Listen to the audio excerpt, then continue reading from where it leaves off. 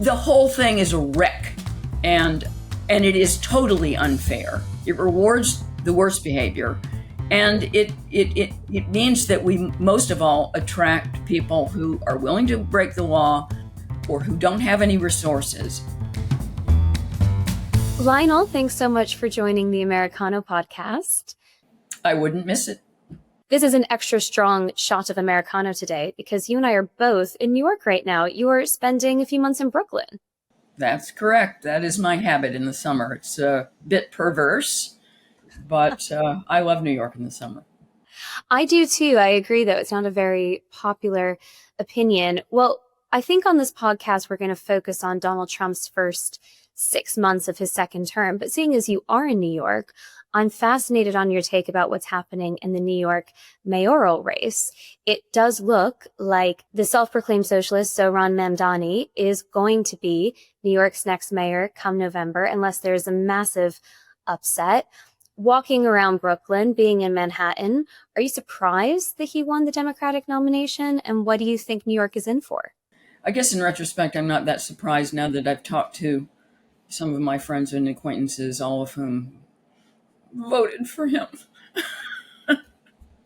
So, Did they? No, it's not good news for New York. It's a bad look. It's also a bad look for the Democratic Party, which already has a problem with drifting towards socialism. Socialism doesn't have the same stink on it for younger Americans as it does for anyone who followed the Soviet Union when there was one. I think that creates a serious political divide between generations. And it just seems like, it's about fairness. Right. Some of the worst atrocities in the world have been committed in the name of fairness. And in general, the left is obsessed with the concept of equality as opposed to, any other value. That's their highest value, and it isn't the highest value. And in fact, in a determination to achieve equality, you run roughshod over meritocracy, over a different kind of fairness. Let's move on to the main event. This week marks Donald Trump's first 6 months into his second term back in the Oval Office. Lionel, I'm always excited to talk to you about the president because unlike most people who love him or loathe him without exception, you take the president issue by issue, which is, I think, the really clever way to go about it. And I'm very curious to know, 6 months in, roughly, how you're rating the second term of President Trump.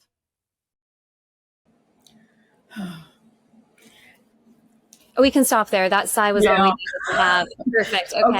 Okay. In no particular order. In no particular order. As of yesterday, he went for Obama, accusing Obama and Hillary Clinton of treason. Mm-hmm. One of those little minor crimes. Minor crimes. All to do with the 1916. I'm showing my age. The 2016 election. I don't understand why he suddenly wants to re-adjudicate an election that's now only almost 10 years old. I mean, I know it looms large for him, but we've moved on, and he won last time, so just give it a rest. I mean, I don't blame him for feeling a little bitter about the Russiagate investigation. I remember, because I am here during the summer,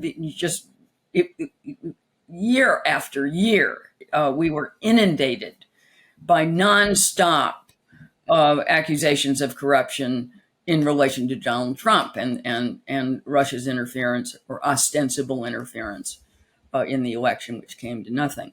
But I don't understand why he's going back to it now. And the only reason I bring this up is because I'm hoping that he moves rapidly on. But it's just, he's so erratic, and he'll do something, which is in the interest of the country. Like, get the southern border under the control. That's very important to me. It certainly should be important to New Yorkers, uh, because the city has been flooded with illegal immigration during the Biden administration. So I'm very happy about that. And even with the deportations that are not always popular because people's feelings are hurt, or they're afraid, or they're being kicked out because they don't have a legal reason to be here, and we no longer believe in our immigration law. So fair enough, they're controversial, but I think, especially in terms of a deterrent, that's successful. But then, Trump comes along and says something like this, and it was put in the most extreme terms possible. I mean, you would have thought that Obama and his evil henchmen had gone out and murdered 50 people. I mean, it was right next to Pizzagate, which, that conspiracy theory that said that Hillary Clinton was running a pedophile operation out of a pizza joint. I That's what I mean. It's just, he's not. That's why it's so important not to get yourself personally and emotionally in alliance with this guy, because this is the kind of behavior you get stuck with. And when it's, your man out there, then he does this dumb stuff, and you feel some obligation to defend it. Well, I don't. I think we probably have to start in terms of specifics with the news of the week, which remains, to Donald Trump's despair, the Jeffrey Epstein files, which particularly his base, the MAGA base, wants to see released. Lionel, I am struck that in response to this, Donald Trump is trying to pivot by going down his own paths of lawfare. Essentially, he is targeting former President Barack Obama. He's resurfacing comments about Hillary Clinton, particularly when it comes to Russiagate and the extent to which Donald Trump's first term really was bogged down through these investigations about whether or not Russia colluded with Donald Trump to win his first term in office. I'm always surprised when Donald Trump does this, because he knows from very personal experience what it means to have people go after you because of who you are, and the experience of lawfare.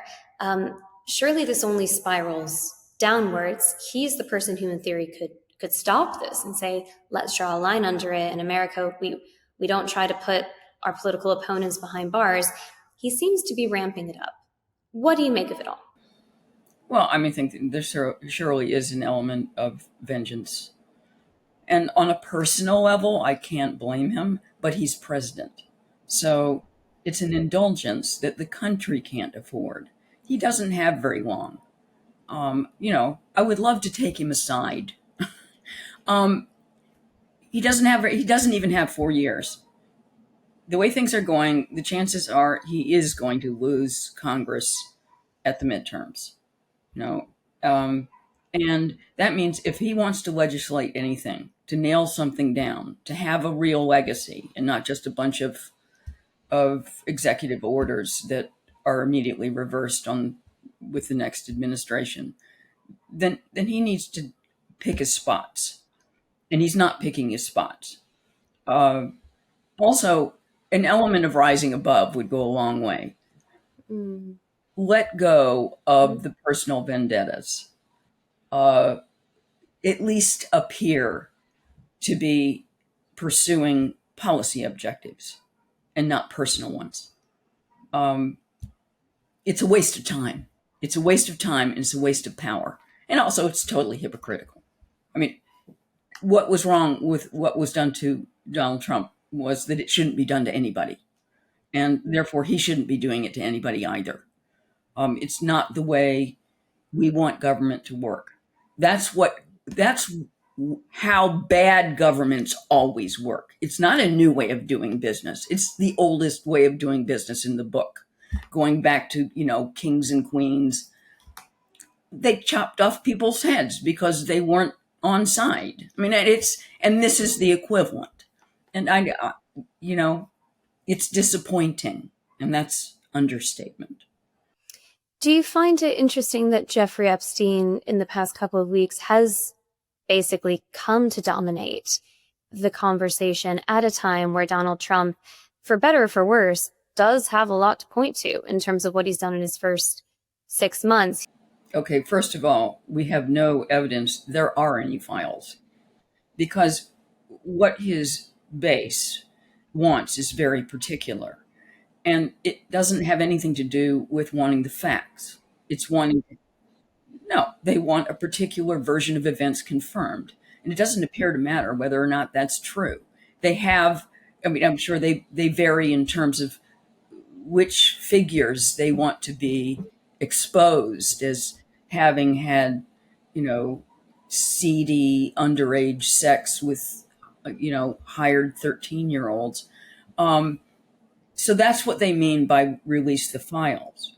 It doesn't mean just release the grand jury testimony, especially if it's exonerating of anybody. And that's the trouble with Trump himself having played somewhat to this particular conspiracy theory. Well, he promised. I mean, Yeah.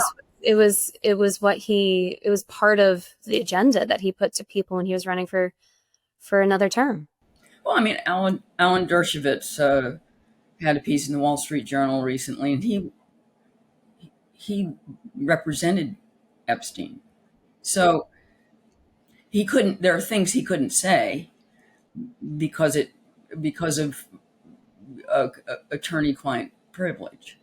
But what he did say was basically there aren't any files, and there is no list. There is no client list, and so I don't especially understand or sympathize with the people who are obsessed with this story and are willing to flirt with bringing down their own idol, out of in a fit of pique. They're not getting the information that confirms their darkest fears, which are, of course, their most fervent desires. I mean, that's the same. So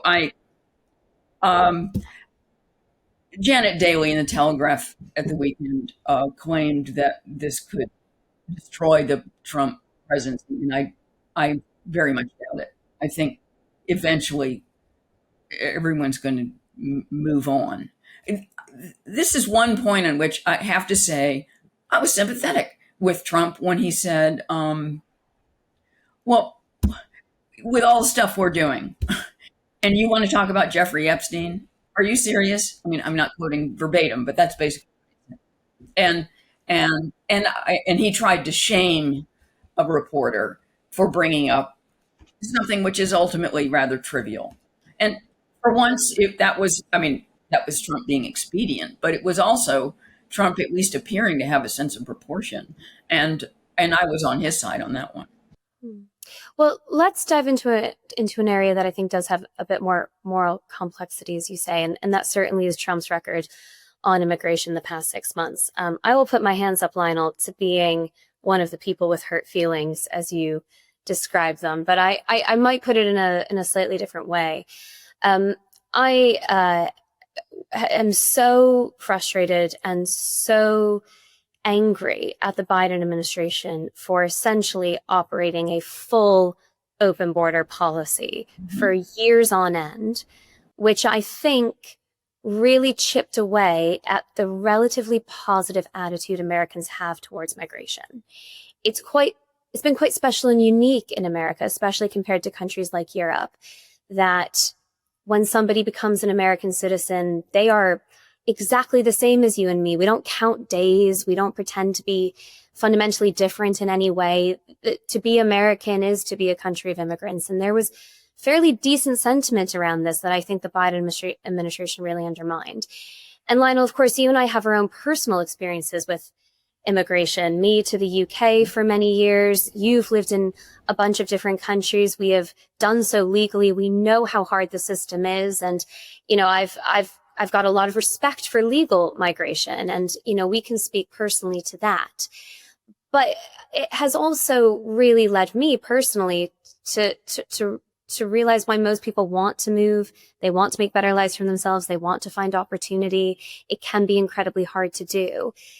And to watch ICE and Trump find their quotas by rounding up women in nail salons and by going to courthouses and finding the people who are trying to be on the right side of the law on immigration, even if they haven't been in the past, I can't stomach that stuff. It's one thing for Trump to say we're going after the criminals who are here illegally, who are harming Americans, and there are plenty. But when they've struggled to find those people, and it can be challenging, they seem to me to have gone after the people who are really in so many ways American. And even if they don't have the papers that say so, I do find this to be a very complex issue. And I think I just find the lack of humanity sometimes from the administration in talking about these people really difficult. Alligator Alcatraz down in Florida, it's I don't find it funny. I find it deeply inhumane. And you are somebody who's been much more hardline than I have about illegal immigration. And so I'm interested in your thoughts on this because Trump is making good on election promises. He is making good on what he said he'd do. And America was completely out of hand with its lack of immigration policy. But do you think they've really found the sweet spot? And what do you make of the humanity behind it? Well, I think you and I differ on this point because I do not believe we can make a coherent immigration policy based on sentimentality and whether or not you sympathize with the people who are not supposed to be here. And we have had a fundamentally sentimental immigration policy in its permissiveness. It's like, oh, they only want a better life. That's the title of my next book, by the way, out in February. Never miss an opportunity to self-promote. Never. And who doesn't want a better life? But what that means is you can't base policy on who wants a better life, because that's absolutely everyone in the world, right?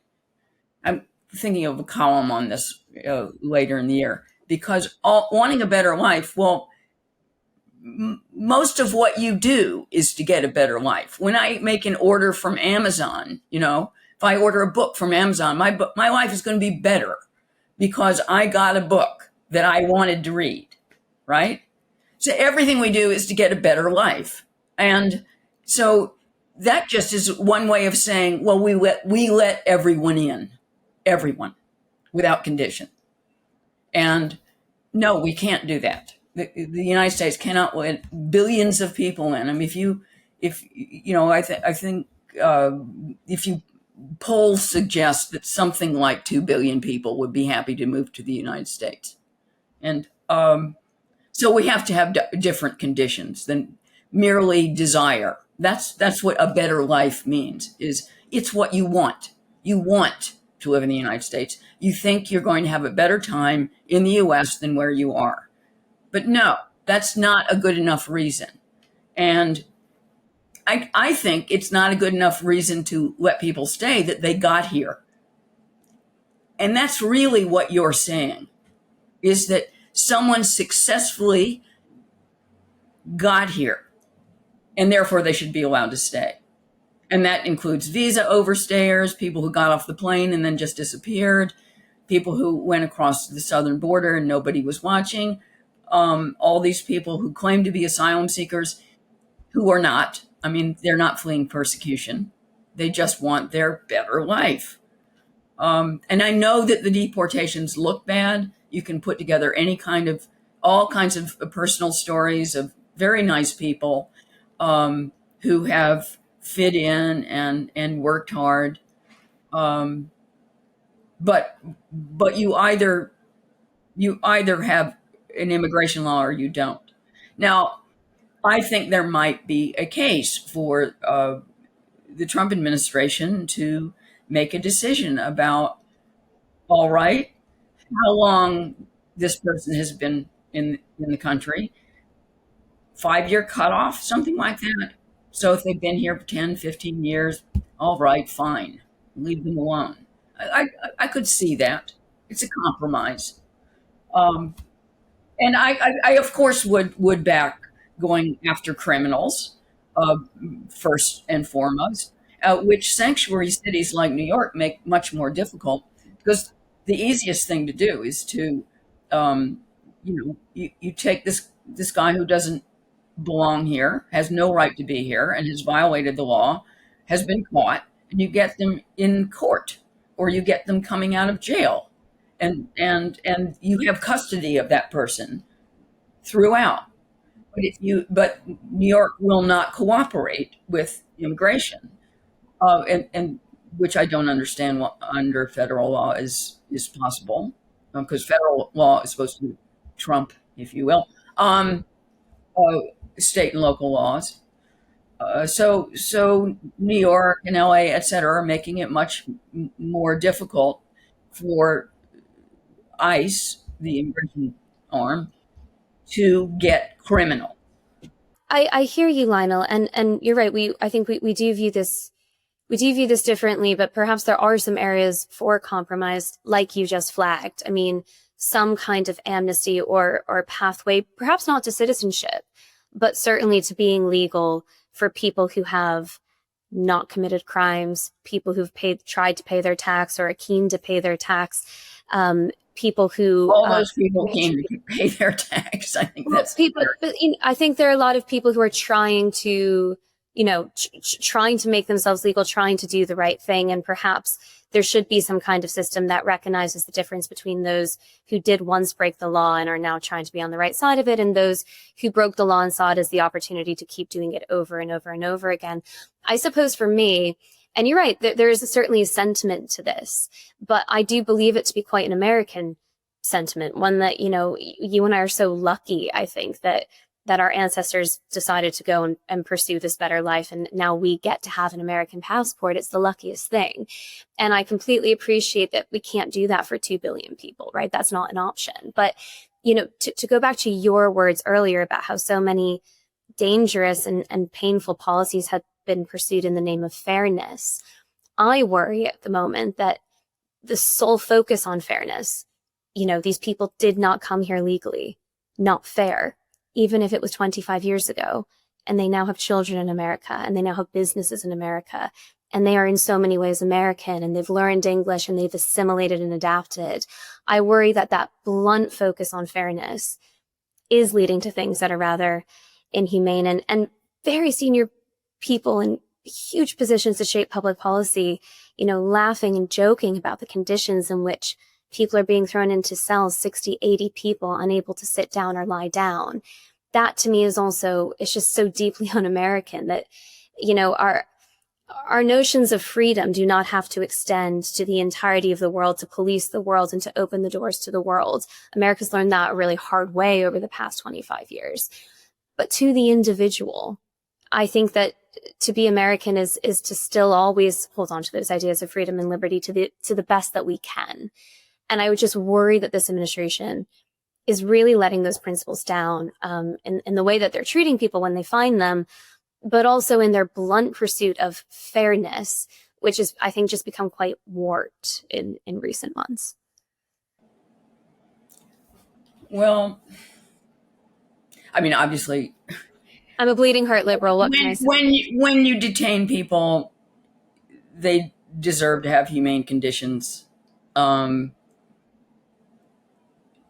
I'm personally sick of the whole system, and one disappointment for me, with the Trump administration, is that I wish, because they did, if they were optimistic about winning the election, they had the time to put together a completely different immigration system, Mm-hmm.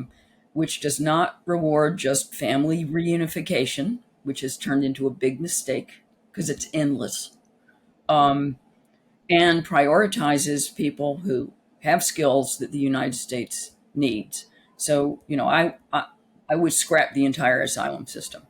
It doesn't mean that you don't admit any refugees, but it does mean you admit real refugees, and it's up to you.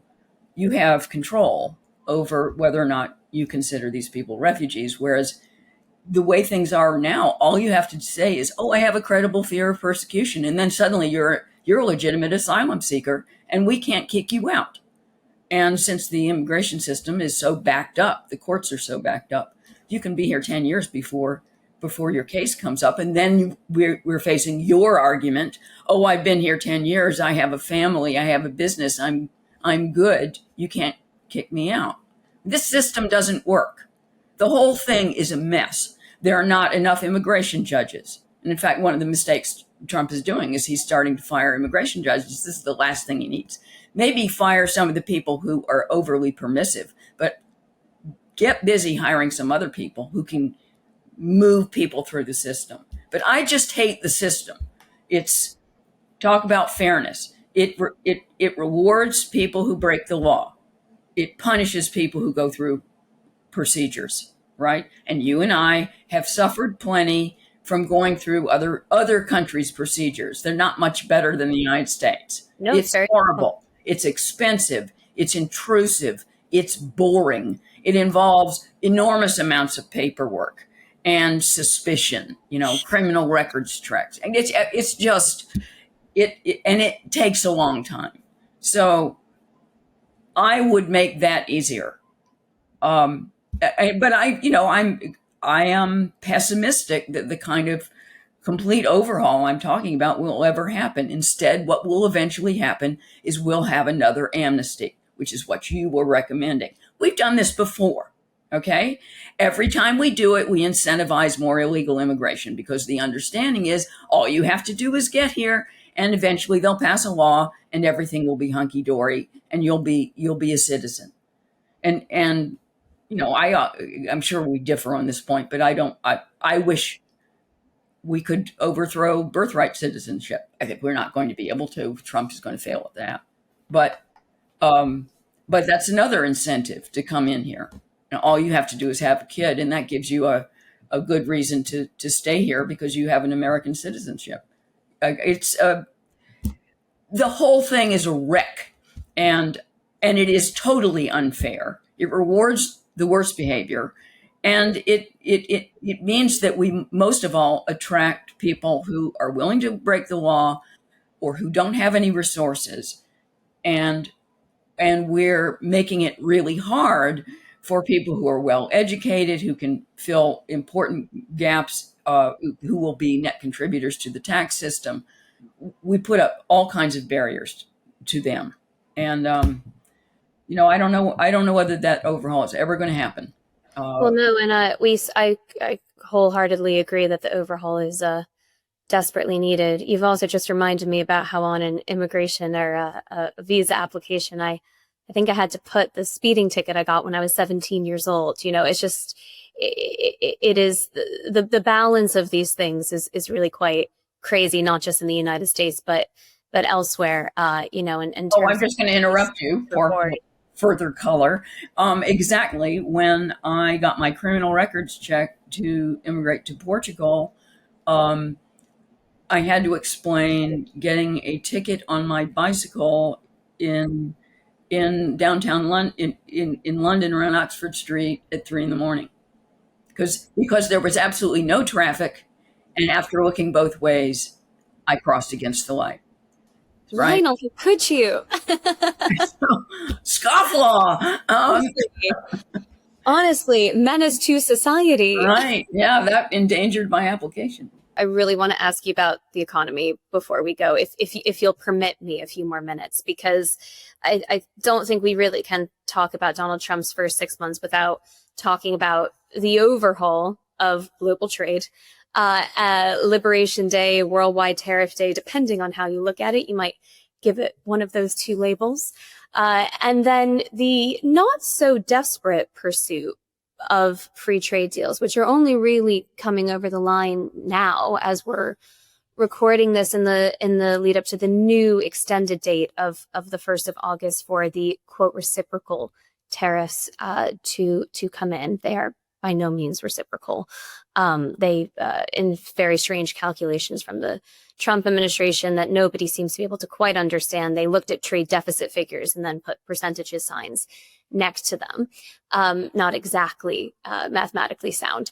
But I'd love to know what you're making of this. Do you think Donald Trump had a point from the outset in saying that the world was taking advantage of America with these trade deficits? How do you think he's handled it? I think regardless of whether you love these tariffs or hate these tariffs, there's no doubt in my mind that when Trump essentially blinked and pulled them back and delayed them and delayed them and delayed them, that is actually a major turning point in the second administration, because Donald Trump usually does what he says. And I wonder how that's also affected your perspective of his first 6 months. I think there's no doubt that the way that tariff story has gone has been damaging to this administration and has made it look shambolic, hesitant, full of reversals, all this stuff. I mean, really dramatic in its original, Liberation Day thing, and then in no time, all kinds of equivocation and changing the dates, and it doesn't look good from a step back. Even all these trade deals. Why would you negotiate important trade deals in a state of such hurry against a completely artificial deadline? It it it makes the United States look haphazard and out of control, and and I think it for the business community, it means that they can't make any decisions, because who knows what policy is going to be like in 3 days or next month. You can't you can't make plans on the basis of all these shifting goalposts. And I think, leave aside the actual policies, the number of reversals, the whole appearance of constantly changing your mind and making these dramatic statements and then pulling them back, and it's a terrible look, and has really damaged. I would have to say, both domestically and internationally, has damaged the reputation of the administration. I mean, it was, and I mean, from the very beginning, which I've said before, it would be one thing to say this country, all right, or even the EU, and yeah, look at the EU, puts tariffs on our goods, and we don't put tariffs on their goods. We're now going to equalize those tariffs. Okay, that's fine. I think that would be a perfectly rational policy, but that's not what he did. And even in calculating what other countries' tariffs were, he got that confused with the balance of payments disparity, and it's not the same thing. And therefore, even the figures he was using were muddied or distorted. So I have not been on board with this tariff thing from the beginning, and I wish he'd never done it. But he did say he would. I mean, I wish he had never done it either. These trade deals that he's negotiating are in many ways worse than useless. I mean, that's probably a slight exaggeration. It's better to have something on paper than nothing, but it's just remarkable to see him go from country to country and basically hike tax on American business.